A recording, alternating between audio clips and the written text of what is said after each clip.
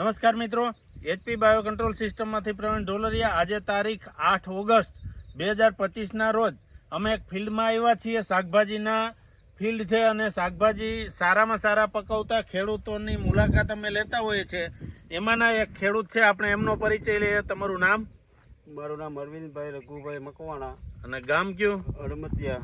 અડમતિયા એટલે કયું અડમતિયા? બેડી અડમતિયા એટલે રાજકોટ તાલુકાનું ને? રાજકોટ તાલુકાનું હા હા, બેડી અડમતિયા ગામ છે। આ ખેડૂતે રીંગણી વાવેલી છે અને એની અંદર વાલોડનો પાક છે, બાજુમાં જે ગલકા છે અને તુરિયા છે, આ બધા જ શાકભાજી વાવે છે।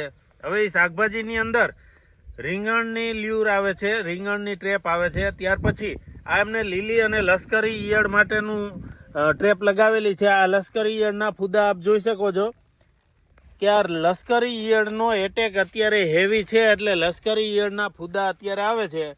અને મોટાભાગના ખેડૂતોને એમ હોય કે ટ્રેપ લગાડી દીધી એટલે આપણે એનું રિઝલ્ટ સારામાં સારું આવે। મિત્રો, પણ આ એક ખરેખર લેબોરેટરી તરીકે કામ આવે।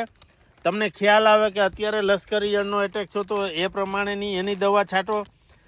ત્યાર પછી આના દ્વારા જે આટલા ફૂદા પકડાય છે, આ જુઓ ધણની જેમ હાલે છે, આ ફૂદા આટલા આની અંદર આવી ગયા છે, તો આ ફૂદામાંથી ઈંડા મૂકવાનું બંધ થઈ જાય અને એના જે ઈયળ સ્વરૂપે બચ્ચા જન્મે છે, આ બધી પ્રોસેસ બંધ થઈ જાય। એટલે આટલા ફૂદા આપણે પકડી લઈએ તો જે બાકીની રહી છે એની સામાન્ય દવાથી સારામાં સારો કંટ્રોલ મેળવી શકાય। એટલે દુવા અને દવા બંને કરવાની, એટલે કે ટ્રેપય લગાવવાની ને ભેગી તમે દવા છાંટતા હોય તો સારામાં સારો કંટ્રોલ રહેશે। તેમજ મિત્રો, જે રીંગણની અંદર ડોકાની જે ડુંખની ઈયળ આવે છે, આ ઈયળ માટેની જે ટ્રેપ આવે છે એનું રિઝલ્ટ પણ સાથે સાથે આપણે જોઈ લઈએ। આ જો આની અંદર આ ફૂદું રહ્યું, જો આ ફૂદા આવેલા છે, આ ટાઈપના ફૂદા જો આની અંદર અહીંયા દેખાય, આ દેખાય, આ બધા આ ટ્રેપની અંદર જે અલગ અલગ જગ્યાએ મૂકો તો રીંગણની અંદર સારામાં સારો જે ડોકા મીડિયાની ઈયળનો છે એ પણ કંટ્રોલ કરી શકો। તેમજ મિત્રો, આ ફિલ્ડ ઉપર આ જે ગલકાનું ફિલ્ડ છે, આ ગલકાનું ફિલ્ડ પણ તમે મસ્ત જોઈ શકો છો। એમાં મલ્ચિંગ પણ કરેલી છે, ડ્રીપ ઇરિગેશનનો ઉપયોગ કરેલ છે, એટલે પ્રગતિશીલ ખેડૂત છે બધી જ। આ ગલકાનું ફિલ્ડ છે, એને પણ ગલકા પણ હાર્વેસ્ટિંગ સમય આવી ગયો છે, એમાં પણ સારું એવું ઉત્પાદન દેખાઈ રહ્યું છે। તે બધી જ રીતની જે પ્રેક્ટિસિસ આવે છે એ એમને કરેલી છે, કોઈ કચાશ નથી છોડેલી। અને આની અંદર આ ગલકા સિવાય આ કારેલી પણ કરેલી છે એમને। આ કારેલીનું ફિલ્ડ પણ એમનું છે, આ કારેલા લાગી ગયા છે, આપ જોઈ શકો છો। આ કારેલા બધા લાગી ગયા છે। તેમજ આવા સારા સરસ મજાના જો શાકભાજી કરવા હોય તો એમની અંદર ફળમાખીની ટ્રેપ પણ લગાડવી પડે।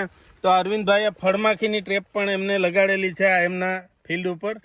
આ ગલકાની અંદર, ઘીસોડાની અંદર, કારેલાની અંદર કોઈ પણ પાક હોય વેલાવાળા, તો એની અંદર જે વેઢાવાળા ઈયળ પડે છે, આ વેઢાવાળી ઈયળ જો આવી ફળમાખી દ્વારા ઉત્પન્ન થાય છે। આ તમે ફળમાખી જોઈ શકો છો। આ એક અઠવાડિયામાં, અરવિંદભાઈ અઠવાડિયું થયું હશે ને? આ એક અઠવાડિયામાં જો આ ફ્રૂટ ફ્લાય હજી આની અંદર છે, આટલી જે તમને નુકસાની કરતી જે જીવાત છે એનો તમે કંટ્રોલ આરામથી કરી શકો। અને પછી સામાન્ય દવા છાંટો તો પણ એમનું રિઝલ્ટ મળે। તો મિત્રો, ખાસ તમને દરેક ખેડૂતને વિનંતી કે આપણે મનોરંજનના વિડીયો તો દરેક જગ્યાએ શેર કરતા હોય છે, દરેક જગ્યાએ મોકલતા હોય છે, લાઈક કરતા હોય છે, પણ આવા ખેતીને ઉપયોગી, ખેતીને જે ફાયદો કરતા વિડીયો હોય તો આવા વિડીયો ખાસ કરીને તમારા દરેક ખેડૂતોના ગ્રુપમાં શેર કરો, જેથી અન્ય ખેડૂતોને પણ ખ્યાલ આવે કે આ ટાઈપને ફેરફાર ખેતીની અંદર જરૂરી છે। તેમજ તમારા વિસ્તારમાં આ બધા ઉપકરણ ક્યાંથી મળશે એ જાણવા માટે નીચે જે ફોન નંબર આપેલા છે એમાં ફોન કરી અને પૂછી શકો। આભાર।